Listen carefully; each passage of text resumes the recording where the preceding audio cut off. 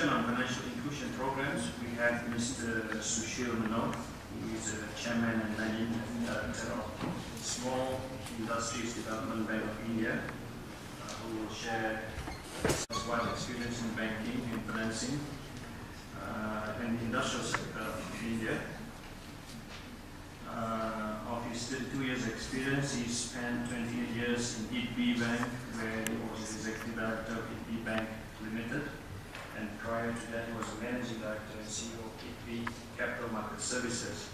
He's also the Chairman of various subsidiaries, CP, namely Credit Guarantee Fund, Trust for Micro and Small Enterprise. Also Chairman of SME Rating Agency in India,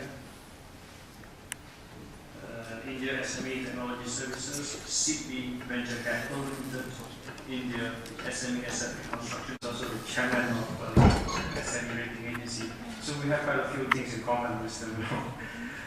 Mr. Manoj has an MBA and also a Certified Associate of Indian Institute of Bankers, and he has a Master's in Ecology and Biology. Ladies and gentlemen, please welcome Mr. Manoj.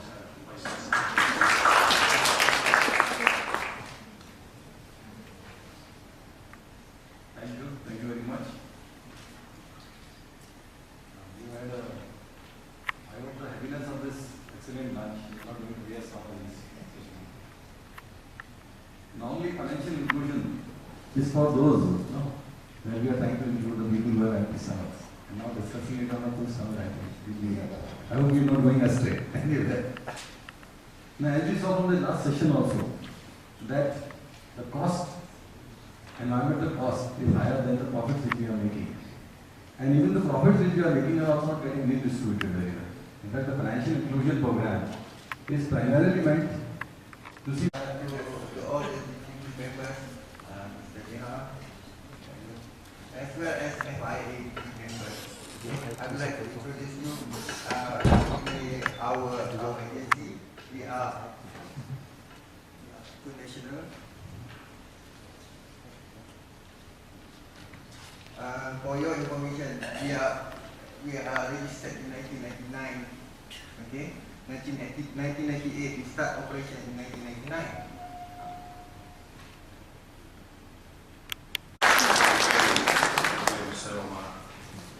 As Mr. Omar mentioned, I was previously on the board of the team about 12 years ago, and I can see that the organization has grown to so many programs now. This is the first time, however, I have seen borrowers having to do a lot of things to be eligible for a loan. This is the first time I've seen that you have to go to prison first before you can get a loan. Thank you very much to the two presenters. We will now open the floor for any suggestions or questions. Yes, Mr. Prosecco. We have a question about the Indian experience. I think one was made that the government or politicians moving and reduce the interest rate is applicable to 26%. Now, my understanding was the problem in countries like India, definitely in Sri Lanka, is the fact that the access to finance is a much bigger problem than the cost of finance. In other words, these are people who borrow from moneylenders, sometimes paying 10% a day or 5% a day. And for them, very important question for the entire microfinance sector. See, nobody expected when the microfinance sector was going on and charging rates which were much lower than the money lenders, and they were actually using formal sources of finance, which is being done in a very big way, and especially in the southern states of India, this was being done. No one expected large number of private equity funds thereafter invested in a lot of MFIs because they found that this model is so very successful. What happened was, see, it came in the eyes of the people. You are serving the bottom of the pyramid. Now, if you have seen that SKS came with a public issue, SKS Microfinance, the 10 rupee share came at 600, it was quoted at 1200, and overnight the salaries and others of several crores of rupees there was senior management. And you could find a KPIs, but performance indicators, as long as there is at least one on environment, economic, and labor, social.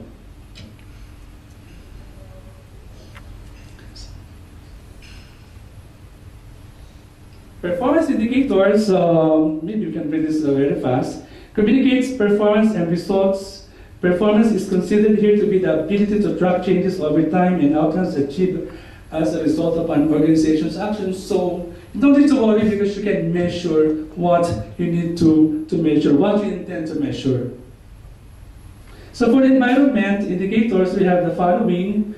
The scope is on materials, energy and water, biodiversity, emissions, effluents, product and services, compliance, and transport, while on the economic performance indicators, we have the economic, market presence, and indirect economic impacts. For social performance indicators, it is divided into 4 subcategories on labor practices, product responsibility, society, and human rights. So it's all there, even the gross national happiness indicators. As mentioned, when you apply for a report, you just need to comply for level C, 10 minimum performance indicators. For level B, 20 at least minimum performance indicators, and all of the 79